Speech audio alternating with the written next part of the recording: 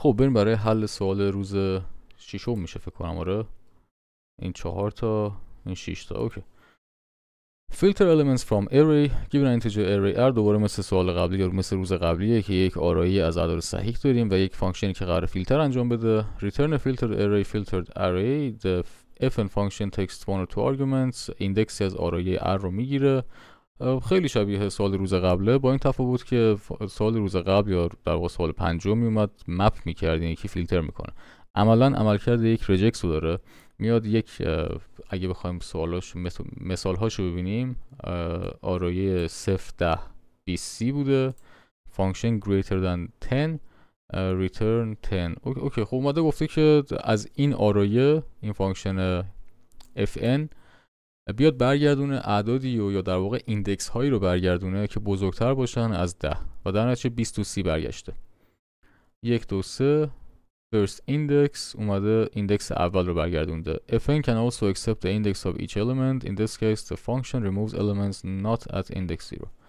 خب میگه که میتونه ایندکس هر آرایه رو هم بپذیره، ایندکس هر المنت رو هم بپذیره و توی این مورد این تابع المان هایی رو که در واقع در ایندکس 0 نیستن پاک میکنه و ایندکس 0 رو برمیگردونه.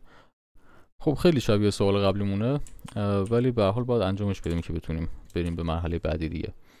میایم دقیقاً مشابه روز قبلی برخورد میکنیم، با این تفاوت که روز قبلی واقعا قرار بود با فور ایچ حل بکنیم، ما با فور لوپ هم حلش کردیم. اینجا اصلا قراره که با فور لوپ کار بکنیم که اونجا با فور ایچ کار میکردیم. در واقع من متوجه شدم منظورم چیه. نه یعنی سوال طوری طراحی شده که روز پنجم با فور ایچ کار بکنیم، روز ششم با فور لوپ کار بکنیم.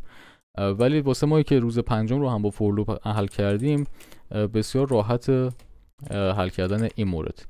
بگیم filtered array، درسته، مساویش کردیم عین روز قبل با چی؟ با یک آرایه خالی. میایم پایین، اینجا میگیم for let I equal 0، درسته، بعد میگیم I less than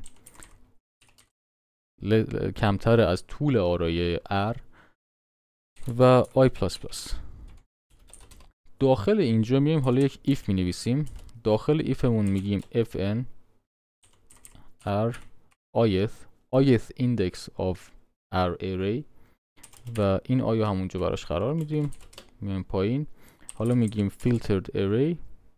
اینجا از متد push استفاده میکنیم. چی push میکنیم؟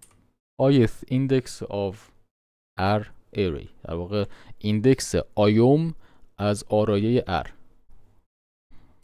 خب و طبعا اینجا باید یه ریترن هم داشته باشیم که چی رو برگردونه به ما؟ filtered array رو به ما برگردونه.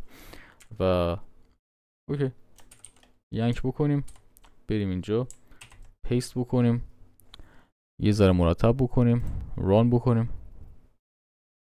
داره تست رو انجام میده. خب پذیرفته شد. چه رو سومی این 0 10 20 20 برگشته، 20 رو ما برگردوندیم و اون هم 20 رو میخواسته. توی کیس بعدی 1 2 3 آوتپوت 1 چون که ایندکس 0 رو میخواسته از ما بگیره، plus 1 return m plus 1. آرایه عدد منفی داشته، minus 2 minus 1 0 1 2. عدد که خروجی ما minus 2 0 1 2 بوده و چیزی هم که از ما میخواسته همین بوده.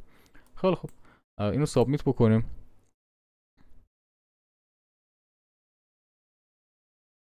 $85، 26%. این هم که مثل تاس ریختن دیگه، هر سری یه چیز به اون میگه. الان یه بار دیگه سابمیت بکنیم یه نتیجه دیگه به اون میده.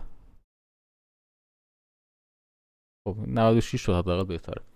اوکی اگه دوست دارین مجموعه رو دارین حال میکنین باش، دارین یاد میگیرین ازش یا به درتون میخوره، لایک کنین، شیر کنین، سابسکرایب کنین. چنل تلگرام هم هستیم و اینکه توی ویدیو بعدی میبینمتون.